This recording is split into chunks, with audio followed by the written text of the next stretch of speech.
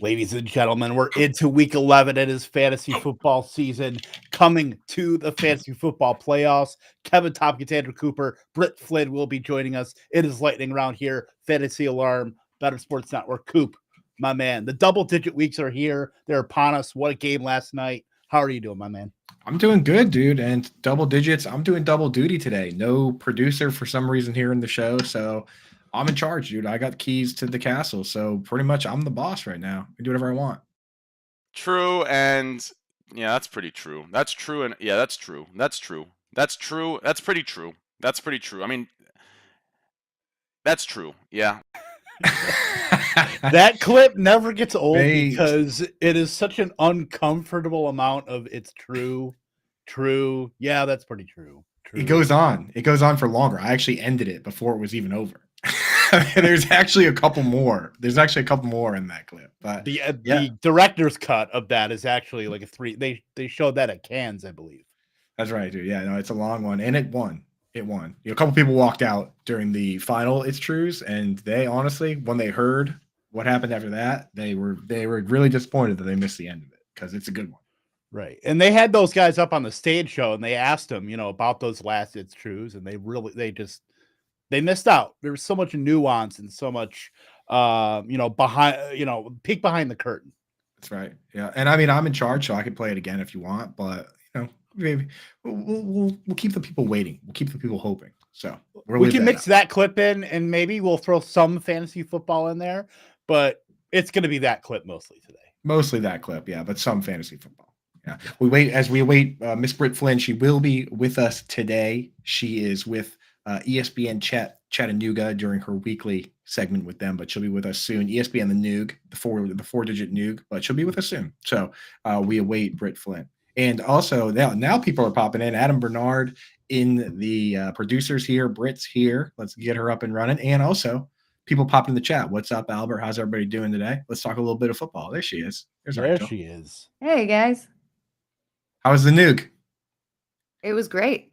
It was wonderful. We actually did a trade on air. So that was really fun to do. Makes me feel very good. I'm 7-3. I scored 205 points in that league this week. So I kind of feel like nobody can stop me. 205. Who you starting at tight end? I mean, I had Travis Kelce. He was on a bye this week. So I started Musgrave, which was fine. Getting by. I also started Sam Howell over Trevor Lawrence, which was the move. And Keenan Allen was in my lineup. So pew, pew, pew. He's pretty good. Yeah. I don't know if you guys have heard, but Keenan Allen is our Lord and Savior. So we all had that going for us. Definitely. He's a star. And here's the thing. Everyone was like, oh, he's going to get released. He's old. And then Tom Telesco came out this offseason and was like, Keenan Allen not going anywhere.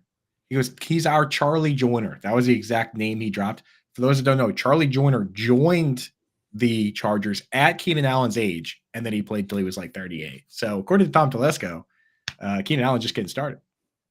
And he's the gargoyle on The Masked Singer. Got the voice of an angel.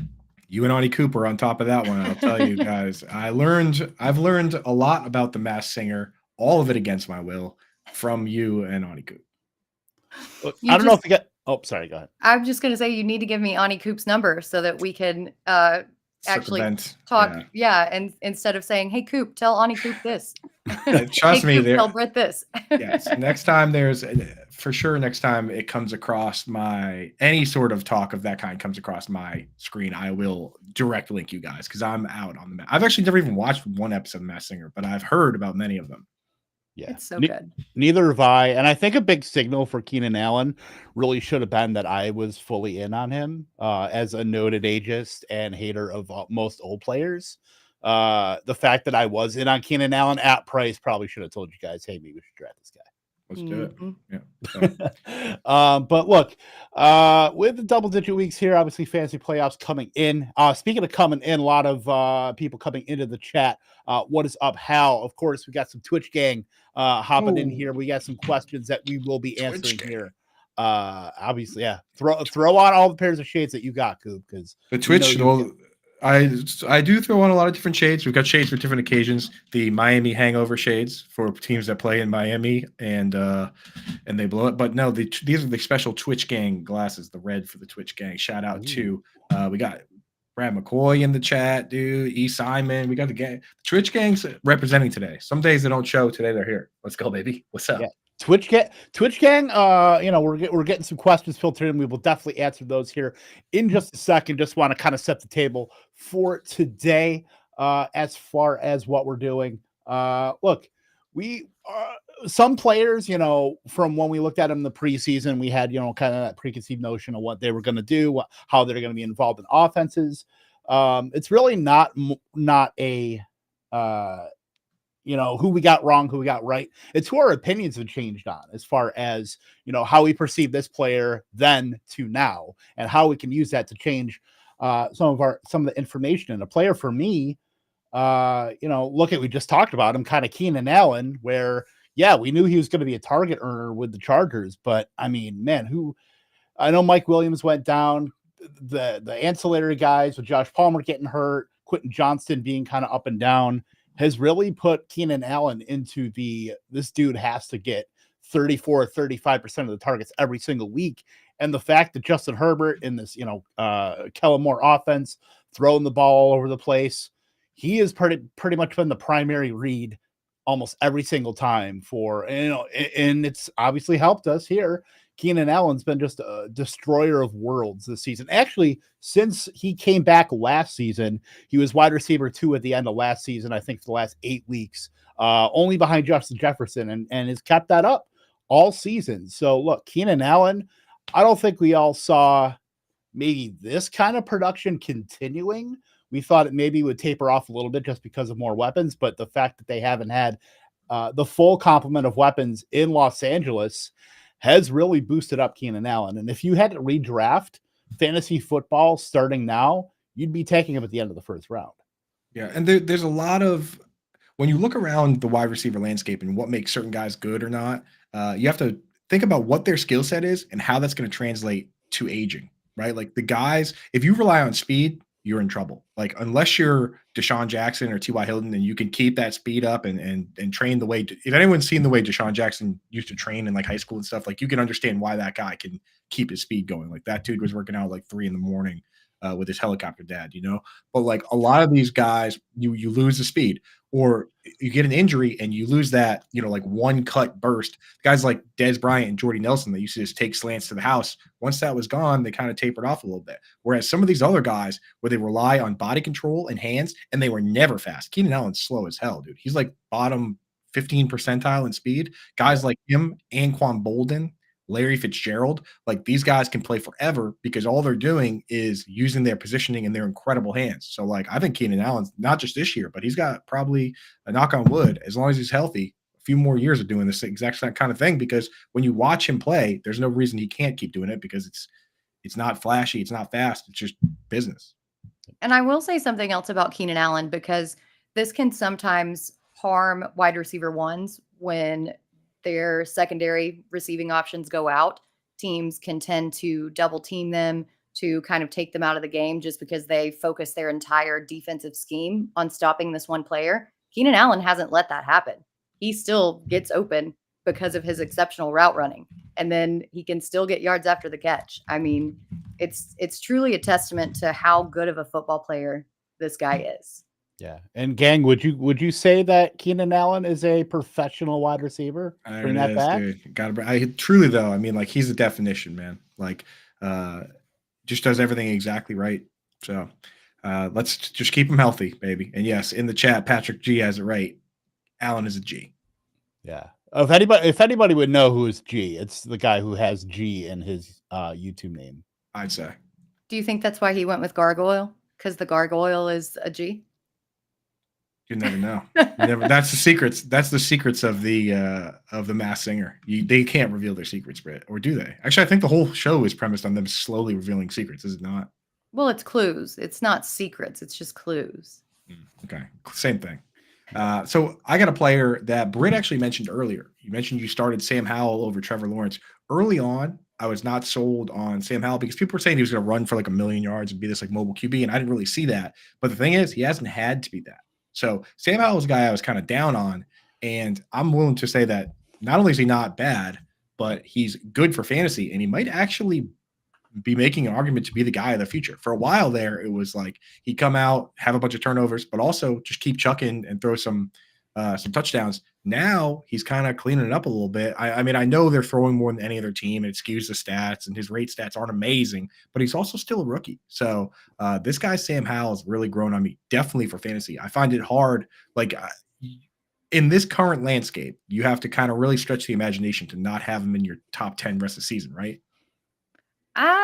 He's borderline for me. Yeah, I will say, and I talked about this on the show just before this one on ESPN, the fantasy playoffs kind of look really tough for him because he's got the Rams, although they did give up a ton of yardage to Dak Prescott. Overall, they've been pretty good against quarterbacks as far as fantasy points go.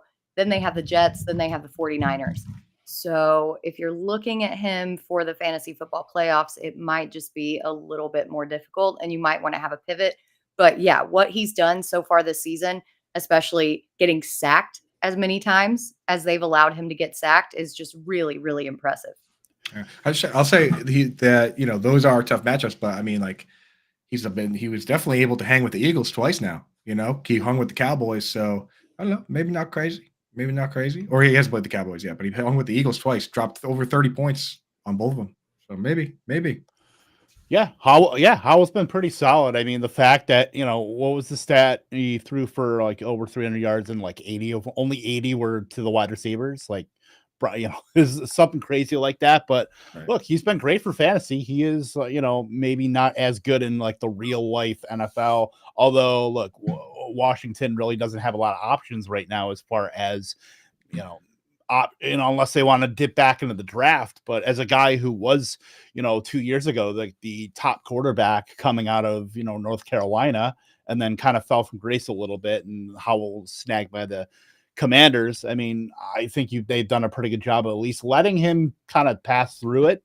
They are the third highest team in pass rate over expected behind the Chiefs and the Bengals. So look, if they're going to keep throwing the ball, you know, the only way you're going to learn is by just kind of throwing through it. So yeah, they've dropped back to pass 78 more times or 77 more times than the next highest team.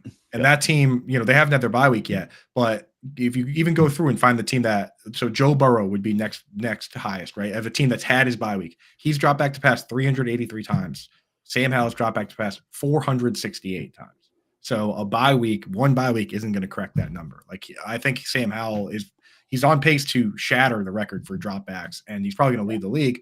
But of course, you know, he drops back a ton, doesn't always throw it though, right? Like he gets sacked a ton, throws it away, doesn't count as an attempt, you know, scrambles a little bit. So he actually isn't that far ahead of everybody else in attempts. But in terms of them calling the pass plays called, yeah. They're calling them like crazy.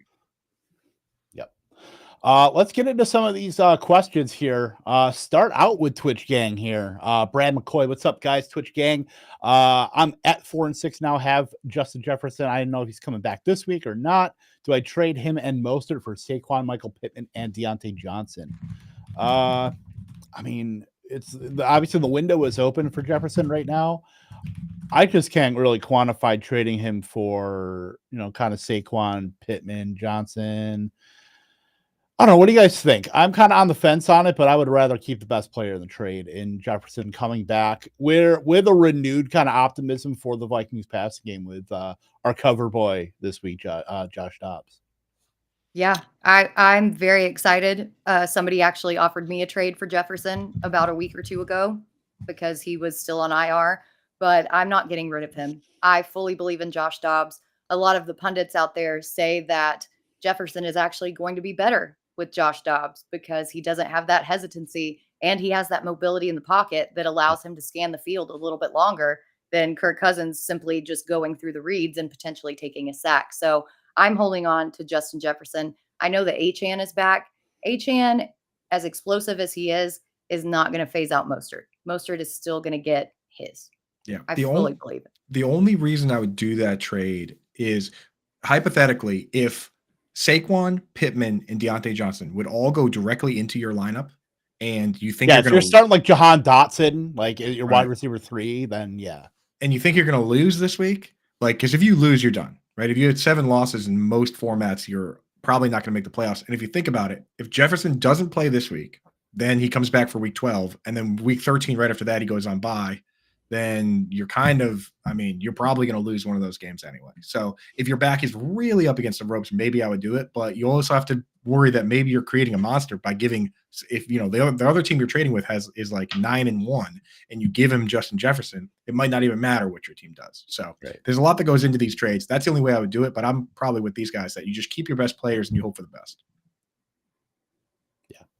Uncle Ted here. If Keaton Mitchell is a must add, then so is Rico Dowdle. The Tim Robinson, are you sure about that? I don't know. Well, the thing with Rico Dowdle is that game got out of hand, man. It was a complete As like blowout. all Cowboys games do. It's crazy that either one way or the other, right? Like they either like they destroyed the Giants. They got crushed by the 49ers. George Kittle scored 3 touchdowns on 3 passes, the most George Kittle day ever. Right. But like the Jerome Bettis game, they've had a few of those games that you look back and you're like, when I do my usage report on Monday, I went through and I was like, I don't even really care about this game because it wasn't real, you know? So I don't know.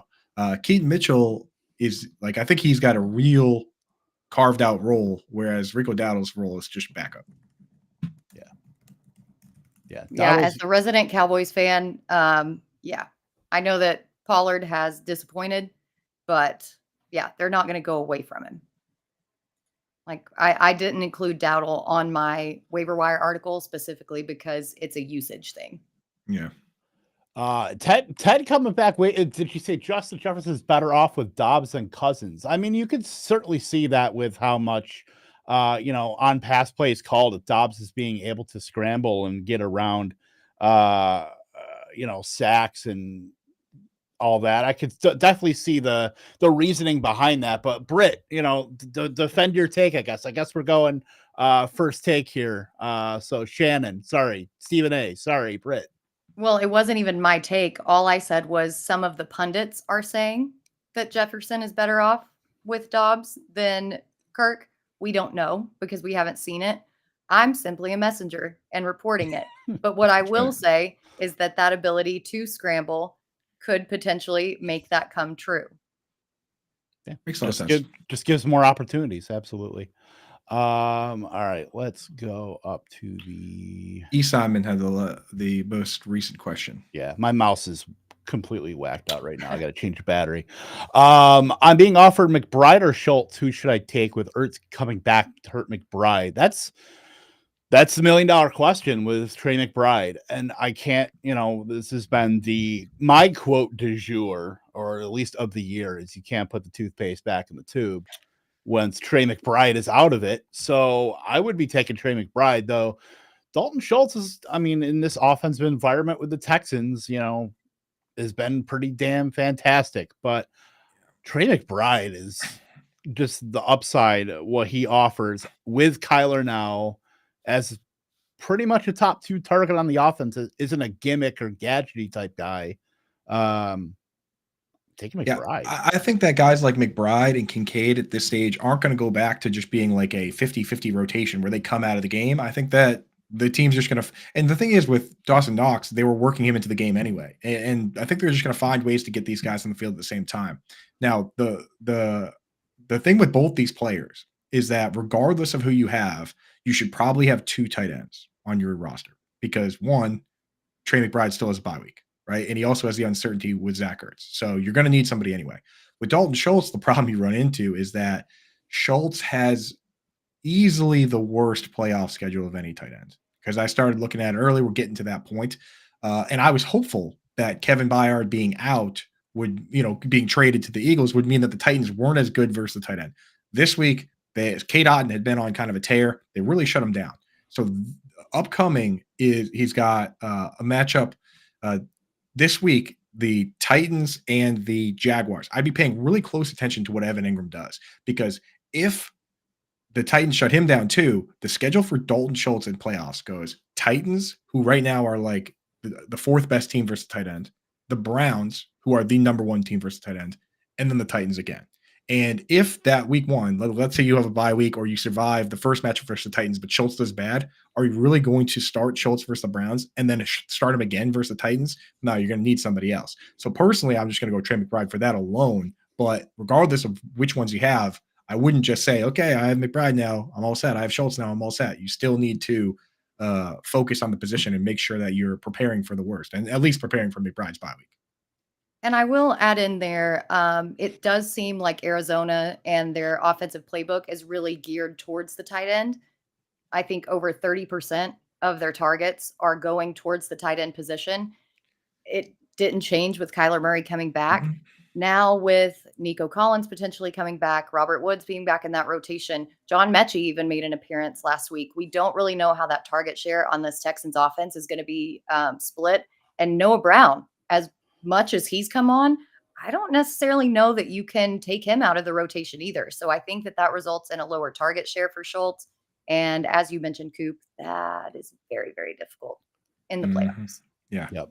32% of the targets to the tight end position for the Cardinals. Second to only are our Falcons, our Arthur Smith led Falcons with 35%. So love to see it. Uncle Ted back in here. Buy Julio Jones cheap now.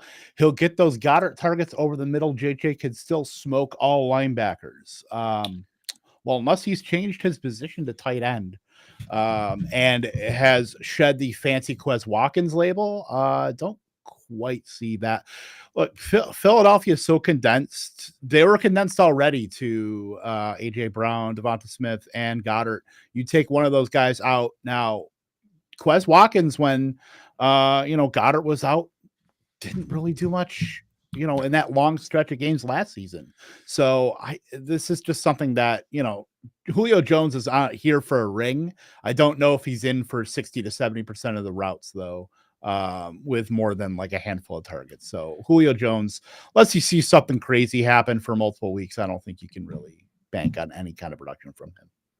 Yeah, and that's the thing with last year, Quez Watkins' targets doubled when Goddard was out from 1 to 2. Yeah, 2 to 4. 2 to just about 4. So it's like, who cares? And the thing is, Julio Jones has another battle to win first, which is that since he's joined the team, Olamide Zaccheaus has played more snaps than him in every single game.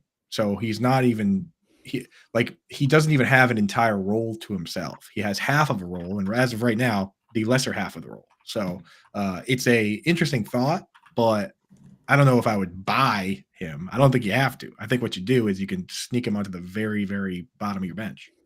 If you have 10 bench spots.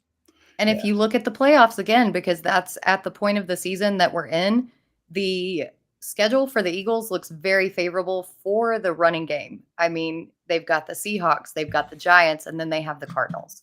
So I don't know how much they're going to be passing to their auxiliary passing options when they have a schedule like that. Yeah. As a noted ageist, I love having a bunch of rookies on my team. So if I need some veteran leadership at the end of my fantasy football bench, I will add Julio Jones just to kind of mentor those players. But other than that, make sure you sit him with your underperformer so he motivates him specifically. Oh, I got a lot of those. Trust me. Yeah. Jahan Dotson needs it now more than ever. Back to Uncle Ted here. Odell Beckham is a must-add. Great team. No absolute number one wide receiver. In a world where Mark Andrews exists, where I count him as a wide receiver because the dude hasn't blocked since the Clinton administration. Yeah, and I like Bateman's. I like Rashad Bateman's usage lately. He's trended up. He's the one that played in 11 personnel, played more snaps than Odell. So if I'm going to get healthy, I'm going to sneak him in there. And I just wanted to mention, since we're talking about Mark Andrews, Sellers saying we got to talk about your tight end rankings. What happened to Laporta? Yeah, not a good game, even though he had a good matchup. But I had Laporta ranked ahead of Mark Andrews, and he outscored Mark Andrews. So what are you going to do? I mean, the thought process in the rankings was is that there's 4 guys that I was going to have at the top: Laporta, Andrews. Andrews had a terrible matchup versus the Browns. Kincaid, who I kind of wanted to put at 1, but couldn't really do it given the consistency of Laporta, and then TJ Hawkinson. And then when Ed Werder came out and said TJ Hawkinson's hurt, we had to move him down a little bit. And again, he was hurt. He played hurt all game and played amazing, right? But you have to, like, he even went to the tent during the game. So you have to factor those little things in when you're splitting hairs at the top. So, you know what? Sam Laporta is still a guy that we're going to start every week. I don't see why we would stop. And who knew that it was going to be the Brock Wright touchdown vulture game? Right, exactly. You can't account for that at all. It's like the 86-yard Pharaoh Brown. Hunter Henry had a great matchup one week, and Pharaoh Brown scores a touchdown. It's like, okay. Yeah. Brock Wright had more air yards on that touchdown pass than he had combined from weeks 1 to 9. So you gotta love it. The zebra king. That's what they call him. We'll answer this one question, then we'll get back into our topic. Is there any reason outside of injury for me to keep both Kincaid and Hawkinson? They both had the same bye week. Which would you trade and for who? I think I'd be I don't know if I'd be selling high because obviously I like Hawkinson, I like Kincaid, but I think I'd be trading Kincaid, honestly, just with the state of the Bills offense. I know there's been a lot. Ken Dorsey was fired this morning as offensive coordinator, which I think really was just kind of a scapegoat thing because I think the Bills had much more issues than just on their offense. But I think I'd be keeping Hawkinson and seeing what I can get, for Kincaid. He scored a touchdown last night and kind of use that, to upgrade whatever you need on your offense. But what do you guys think? So I see this mistake a lot with trading. Like it happens all the time where people don't make players available. You know what I mean? They automatically just say, I'm trading this guy and I'm not trading that guy. And it makes the other person say, well, what's wrong with this guy? I want the other guy. Make both players available and just make the price for Hawkinson higher, right? And if you can get the higher price for Hawkinson, I would even make the price for Hawkinson higher than you would even make it that it's like unreasonable. You make it Tyreek Hill if you want, you know what I mean? But make the price for Hawkinson. Look at the other guy's team and pick his best players. Say, if you want Hawkinson, it's this guy. And then you say, hey, you know what? If you want Kincaid, then we can figure it out. And if you can get the better deal for Hawkinson, do it. If not, then trade Kincaid, which is probably what you want to do with Dawson Knox coming back anyway. But make them both available in perception, right? You don't want to handcuff yourself. And to anybody out there that wants to get better at trading in fantasy football, I suggest go out and read the book Never Split the Difference by this guy Voss. This guy was a hostage negotiator. And he retired from that and then went to this thing at MIT where it's all students and professors doing business bargaining, and he crushed everybody. And at the end they were like, why are you so good at this? And he goes, because I come from hostages and I know when it comes to a hostage, you can't split the difference. You have to get the whole hostage. You can't ever get half of it. So, and the whole book goes into the psychology and stuff of negotiating, right? And I read it for when I was doing real estate, but I've since read it again doing this because I was like, I'm using this more than I ever was doing real estate. Yeah, that's obviously a good point. I will say another mistake that people make just with these questions is we don't know what your team looks like and we don't know what the other teams look like. So it's very hard to say who would I trade for and who. We need some more context to go out there and completely answer that question. Right. Just this is what I do. And it comes straight from that book is figure out what it is you want, right? It might just be one player or it could be a wide range of players. Make a list of what you're willing to give up and what you're not willing to give up. And then pick the one thing you want and then go into negotiations saying everything's available and give away the entire list of things that you don't care about if you have to, just to get the one thing you want. And then at the end, you'll have all the things that you wanted, and who cares about the rest of the stuff? I dig it. I'm not a reader, but I will definitely check that book out. The second time does this look like a face that reads? I read it the first time. The second time I listened to it, so it is available on tape. You don't read, Kevin. Reading. So all right, so I know we talked, let's get back on track here a little bit. Britt, who's a player for you that your opinion has kind of changed from the beginning of the season to now? So I'll start off with a good thing here. I'm going to go with Josh Jacobs. I thought going into the season that last year they just ran him into the ground. I also had some offensive line concerns. I had some concerns about opposing defenses not respecting the run game with Jimmy Garoppolo and his quarterback with a weak offensive line, but he's shown us different. He's RB4 in PPR leagues. Granted, a lot of that has come from dump offs and targets and things like that, but he's still getting it done. Now with interim head coach Antonio Pierce saying that he wants to rely on the run game going forward, and Jacobs specifically, you've got to be in on him going the rest of the way. He's been one of the only consistent producers on this Raiders offense, and that's even above Devontae Adams. So I have to eat my words. I was wrong on Josh Jacobs, and going forward, I mean, maybe the holdout was good for him. He's proving why he was worth it. Yeah, like Antonio Pierce, it reminds me of Jeff Saturday, but smarter and much more likable. But his commitment to the run game is never wavering. I mean, his top two games as far as rushing attempts, 26 and 27 in the last 2 weeks. Like, we could be looking at somebody who's just going to crush down the stretch, and there's not a lot of resistance in his playoff schedule too. Look, Minnesota, Chargers. I mean, Kansas City's tough. At Indianapolis is certainly a let up from that week 16, but I'd say it's pretty favorable for a team that, that maybe they want to, Aiden O'Connell, maybe they want to hide him a little bit, but at least having a running back like Josh Jacobs can certainly help you do that. And then once you sell out for the run, you got, Devontae Adams and Jacoby Myers. So I think having Josh Jacobs is such a great thing for an offense that has to kind of find its way post Josh McDaniels. But yeah, I've been a noted Josh Jacobs hater, but look, he works in the receiving game too. He gets a ton of volume. Not much to hate. Not like David Montgomery, but I've come around on him too. Right. And as to the Antonio Pierce point, it's like a couple wars in Europe told us that appeasement is not the answer. But with Antonio Pierce, he's come out and straight up said that's the game plan here, right? He's like, I'm the guy the players like. All the bad guys are gone now. He said straight up, I know who the good players are. We are rebuilding war-torn Europe right now. Yeah, he said, this is the Marshall Plan over there in for the Raiders. And they basically said, Antonio Pierce said, hey, they said, oh, you got 10 targets to Devontae Adams. He goes, yeah, I know who the good players are, right? Like, so it's going to be Jacobs. It's going to be Devontae Adams. It's noted that noted Josh McDaniels guy, Jacoby Myers, only got like 2 targets. So that's a little bit scary. Jimmy G's already lost his job. So I don't know. It sounds like they're letting the inmates run the asylum, as McNair once said.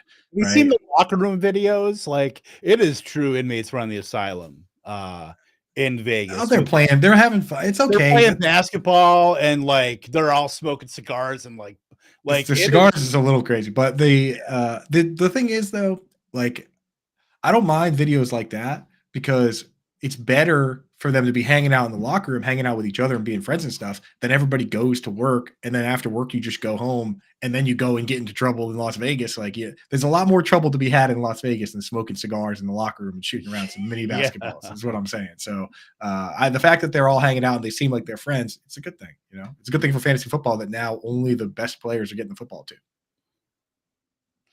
TED Talk. Best players get football equals success. Antonio Pierce. I'm Antonio Pierce. Thanks for listening. Next time though, please try Michael Mayer. Thank you. The TED Talk voice. Oh my God. Yeah. So as far as another player for me, like Christian Watson, look, I don't know if it's really a byproduct. It's probably both. The byproduct of how not great the Packers offense has been, plus Watson himself. It seems like he's not fighting for the football once it gets to him. He's been the target on 2 game-sealing interceptions for the opposing team, and it has not been good, like against the Steelers, where, Jordan Love's been just shorting the ball to him. I'm not going to get into a Jordan Love take, but just as far as, as much as I want to, but look, this whole offense has just been bad. Romeo Dobbs scored a touchdown and everything like that, but Christian Watson, based on where we were drafting him at the end of the 3rd round, early 4th, right now he doesn't have a game over 3 receptions.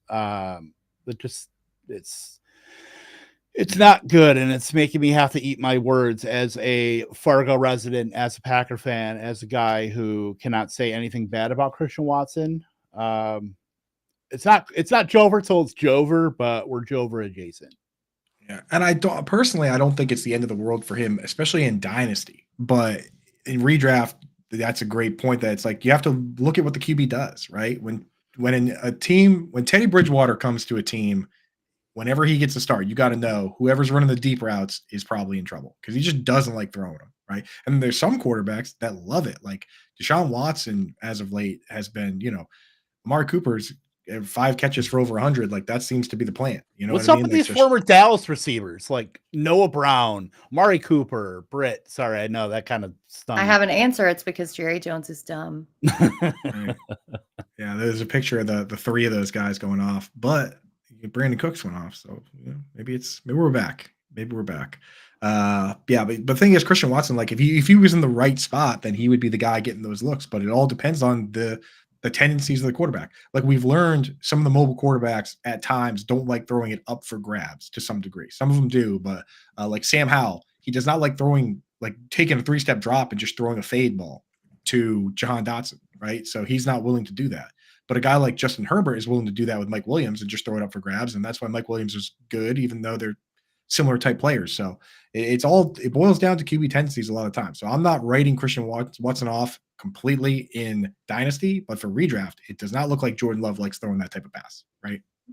Yep. I mean, he does throw that pass. He's got one of the bigger ADOTs among quarterbacks, but he's just not very good with it. So, right. Well, that was his situation in college. Yeah. He, had a decent ADOT, not great, but every time that ADOT increased, his interceptions just dramatically increased because that deep ball accuracy just isn't quite there. And that's where Christian Watson lives and dies, is by the deep ball.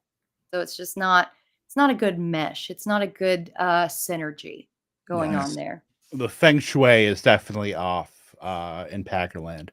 Let's get back a little Twitch gang trade question here. Should I trade Saquon for Pollard? Gotta put on the Twitch gang glasses. Twitch gang. So this is this actually question goes with our show today, because a player that I had on the sheet was Tony Pollard, right? Because for years now I was not on Tony Pollard, not because I didn't think he was good, right? Kev's going to take a little breather there while we talk about Tony Pollard. Britt, you're a Cowboys fan too. Now, it's not that I don't think Tony Pollard is good. There was at no point did I say that Tony Pollard is not good. But for years, I was like, they use Zeke in this specific role. He, gets the pass blocking work and he gets the goal line work, and that's going to hurt Tony Pollard. And for a long time, that was the case. Last year, he did really well when they just used Zeke as the battering ram, and then he got everything else, right? This year, I wonder. So this year, I finally was in. I finally was convinced to be in on Tony Pollard. I didn't even have to be convinced. And the rug pull. Yeah, and then the classic rug pull. But I don't even think that he's bad. I wonder if, personally, I've wondered, and I kind of asked for some Twitter doctor's opinions. I only got one, but he had a serious high ankle sprain to the point where the bone actually broke last year. And then he had the tightrope surgery, which is supposed to be a really quick, easy fix. But I wonder with certain guys, Tony Pollard, Darnell Mooney, maybe it's not as simple as just have this cord, polyethylene cord or whatever, put into your leg surgically, a very invasive procedure, and then all of a sudden you're good. So I worry that maybe that he's still working his way back from that. But I'll tell you what, him doing the full role now, it seems like we're getting the worst of both worlds, where he's getting beat up on the 3rd and 1, and then they turn around and say, hey, do the explosive stuff now. And it's like, when you put a workload on a guy like that, you're draining him for what he's good at and forcing him to do things he's not good at. This team should have been out there trying to get a plotter that can get, that can handle that other work. I think like a guy like Dwayne McBride out there that was cut by the Vikings and is the exact kind of guy where you don't care if he catches passes. Like that would have been a good guy to do that with. So that's where I'm at with Pollard. I'm disappointed that I thought I was going to get the full loop where I was off him when he was bad and then I was on him when he was good. But then it turns out that he's having a down year, which kind of stinks. Well, here's my whole deal with Pollard. And I said this before the season. I said this over the last 2 seasons when fantasy football Twitter was clamoring for Tony Pollard to be put in over Zeke. Pollard succeeds in a very limited role. He succeeds when he's on the outside. That's where he's able to make those explosive plays. He also succeeds when he doesn't have to take that workload through the tackles. Now, exactly what you said, Coop. They needed a plotter. That's why I'm so surprised that they didn't bring Zeke back on a reduced salary, that they didn't go out and get Kamara, that they didn't go get that big, low efficiency back who could be successful on a 3rd and 1 something like that. And Tony Pollard had never had more than, I think, 260 carries in his entire career. And now you're out there making him this workhorse back. It just doesn't work. And we're seeing that it doesn't work. Those guys used to be all over the place. Where'd they all go?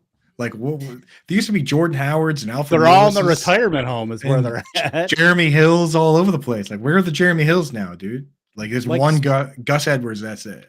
Like, go get Melvin Gordon off the practice squad and let him get 15 carries a game. Like, they should be following the Alvin Kamara, tree of let Kamara take the high value touches, let him take more high leverage carries, high leverage, receiving opportunities. And then, let Pollard have the steak and let Melvin Gordon or Dwayne McBride have the vegetables and the roll in the rolls and stuff like that. The stuff that maybe you don't want as much as the filet mignon. Like, come on, what do we do? Like, the Saints have been doing this for years with Kamara and X-back, whether it's Mark Ingram, whether it's Jamal Williams. Like, that is the kind of blueprint they need to be following, and they're not doing it. They're just running Tony Pollard into the center, and then he eventually goes down. That's pretty much their offense. The Saints didn't even need Jamal Williams because they have Taysom Hill, dude. They don't even need him. Mm-hmm. Yeah. It is what it is. Jackie, Kyle, would you trade Lamar Jacobs and Javonte away for Hurts, Gibbs, and B-Rob? My other RBs are, the private chat came up. Eckler and Gus. Trade Lamar Jacobs so you can get lateral on the quarterback. A big trade. I don't even think it's lateral on the quarterback. I think Hurts is better. Yeah, because Lamar's been just very inconsistent. That's the thing is that I like Jacobs and Javonte better than Gibbs and B-Rob. I think Javante's trending up, but to Britt's point, I don't like you. I think you are taking a little bit of a hit on the Lamar to Hurts. I think I'd probably just rather stick with Lamar, Jacobs, and Javonte though. So would I. I'd rather have that side for sure. I worry about B-Rob. The one thing is that of all those players, right? B-Rob is the one that is most game script dependent. I think Gibbs at this stage is probably going to be fine no matter what. Javonte and Jacobs get all the work. B-Rob is the one where there are situations where 2-minute drill, it's Antonio Gibson. So he's kind of the one guy where you can get in playoffs. You got to win 3 straight games. That's the deal. You know what I mean? And if there's one game where they're playing from behind, and Britt pointed out the playoff schedule for the Commanders earlier, and it's bad, right? Like those feel like Antonio Gibson games, don't they? Yep. Has there ever really been an Antonio Gibson game though? I mean, there was this week with him on my bench, so maybe that's you just put him on your bench and he'll show out. He's been on my bench. He's been on my bench. Same. The Joker, what's the trade value for Pollard now? Should you trade him right now or hold him? I'm holding. I get holding. I mean, it's all dependent on what your team situation is. If you need if you need a wide receiver or something, you need some kind of relief on the bye. Like I get that, but just straight up in a vacuum, he's probably a hold for me too. Yeah, we never answered that other question: Saquon or Pollard. The Tommy, if the quarterback were Tyrod Taylor, I would say Saquon for sure. But with Tommy DeVito, I mean, is Matt Barkley going to start? What are they doing? Are they really just going to start Tommy DeVito and lose by 40 every week? Looks like that. It does look like that. That can't be right. That can't be wavering confidence to trot out former Syracuse quarterback Tommy DeVito. That can't be the plan, dude. No chance. Might be. I don't know. We'll see. But it's Barkley time. Howard Bender in the chat, by the way. 51 yards only for Kincaid. Killed my parlay. Dude's trash. Dude, can I just talk about this? Remove him. Can I just talk about this? That Josh Allen rushing touchdown, he was looking for Kincaid in the end zone. That would have not only cashed my Kincaid parlay, it would have cashed my Josh Allen over 1.5 touchdowns. Instead, he decided to be selfish. Josh Allen is dead to me. He ruined it for me. He ruined it. Yeah, Josh Allen also, you can't, obviously the drops are drops. If the ball goes in your hands, you got to catch it. You're a professional NFL wide receiver. But I feel like sometimes Josh Allen could take a little bit off some of these. There was one throw to Dalton Kincaid. It was a 6-yard throw. and Josh Allen's like bazooka time, or just Yeah. absolutely threw it's like, do you A have howitzer. like, dude, it was just an insane throw. The one to Gabe Davis, of course, was downfield. There was a little thinner of a window, but that was also an absolute laser beam. It's like, you don't. He's like one of those like 8-year-old kids that only throws exactly one speed, which is just as hard as you can. You know, it's like maybe a little bit less pepper on some of these. Yeah, maybe a little more touch or nuance. But look, that Josh Allen touchdown, that put us at a 5-game win streak in pros with Joe. So shout out Scott Larson, by the way. Best co-manager money can buy, I guess. Or charity can buy, I should say. I'll deal with it.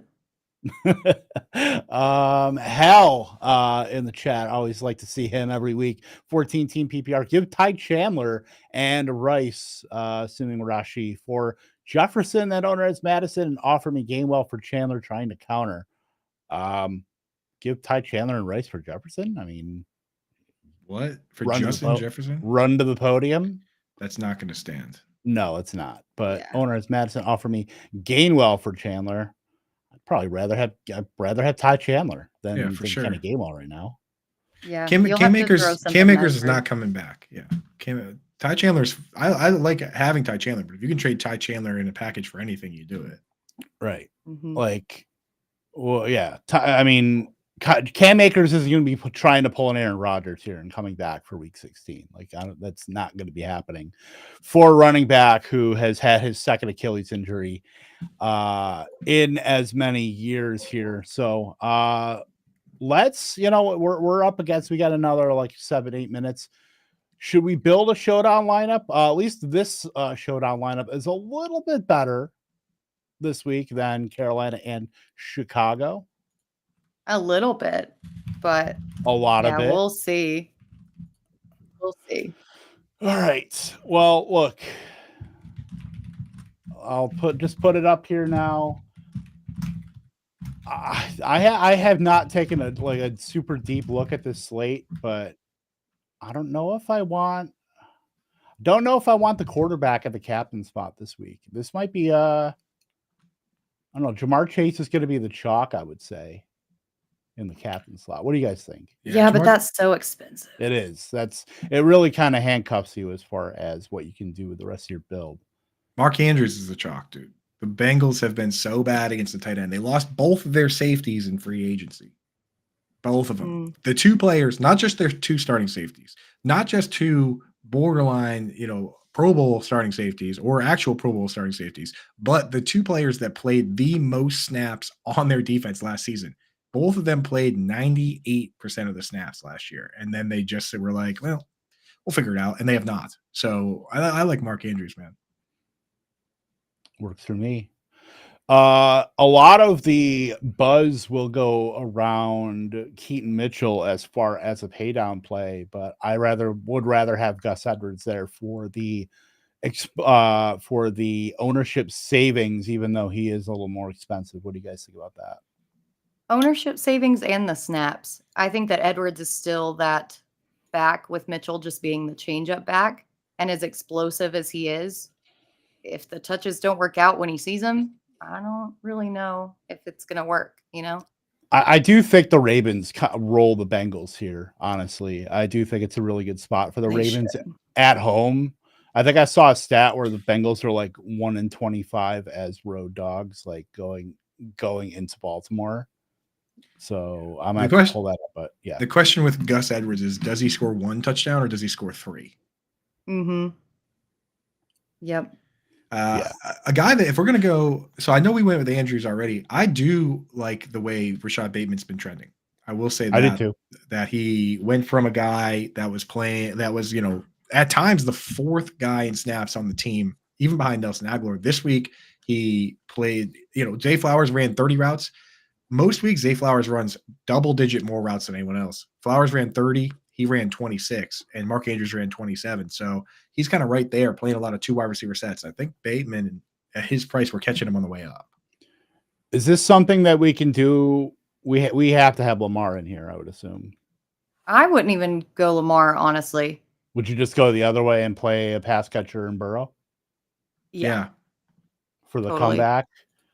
I mean, honestly, with the price on Bateman is so low that we could start Burrow and Chase, and then we just have to start one more like ringer level player. I looked at it. I Like- wanted to see if we could fit Ravens. We're 600 off. Just start Tanner Hudson, dude, and then we can start whoever we want. Yeah, Tanner Hudson did. Yeah, Tanner Hudson. He sucks, is, but I think I tweeted out something like early on where like it was everybody had one target and Tanner Hudson had like 6 to start Right, the first quarter. He's Cameron Brate. He's Anthony. He really Ferguson. is though. He is, and which is on a showdown slate at his price. I mean, we got to look and see who like does it unlock the player that we want to put in, because sometimes I do these. I swear I find a player like that and I click it and I look at it and I'm like, there's nobody even for $2,000 like within the range of what I want. Right. So yeah, I mean, we have 1,400 left over. If we could, I'm trying to see it would have been perfect if T. Higgins was playing, because he would have been able to afford him. Wait, how much you have left over? I mean, leaving money is fine in Showdown. It's completely fine, but because you have Gus Edwards in there. Yeah. I think that's fine. I actually like this. 4,800 for Bateman just seems wild to me. Well, he hasn't done a damn thing. I think that might actually be what's driving the price, is the fact that he hasn't done anything. I mean, I get that, but I still feel like I guess the sharp players will be on that, like like the sharp chalk. I mean, he just played in a game where 64 points were scored and he had 2 catches. So I mean, that is that side of it. Yeah, that is definitely true. And just looking through here, Boyd's not super attractive right now. Zay Flowers has come down a little bit. Yeah, I mean, not playing Mixon, don't have to play Lamar. Yeah, I'm good with this. Put this in. We'll definitely put this in somewhere here. Got a couple minutes here. We can answer a couple more questions in the chat. Let's see what we got going on here, gang. If you guys see something. Hal said Dontavian Wicks over Christian Watson. Honestly, it's been that way. Yeah, it really has. Like, it's like the player you trust versus the player you don't. Like, Green Bay can trust Dontavian Wicks, and Green Bay always falls into guys that are drafted later. Like, they were using Samari Toure last year. They were obviously using Romeo Dobbs last year. Like, they always find these like late round guys. And Dontavian Wicks was like a pretty decent athlete, and he's been trustworthy. So why wouldn't they use him? And good Lord, I mean, Jaden Reed had a pretty good game last week, but before that, he's been like a rotational, almost gadgety type player. Right. Like, Green Bay's still trying to find their way with all these guys. That's like the one thing. And it doesn't help that it's the youngest pass catching group in the league. I mean, the youngest offense in the league, certainly. And then you've got Jordan Love, who is just getting his first group of starts in the NFL. So it's really tough to kind of quantify that. And it's tough because we're all biased about, or not biased, but, with CJ Stroud being as awesome as he has been early on, and then seeing a guy who's been in a system for multiple years just look subordinary. Yeah. No, totally. All right. How many more questions do we have in here?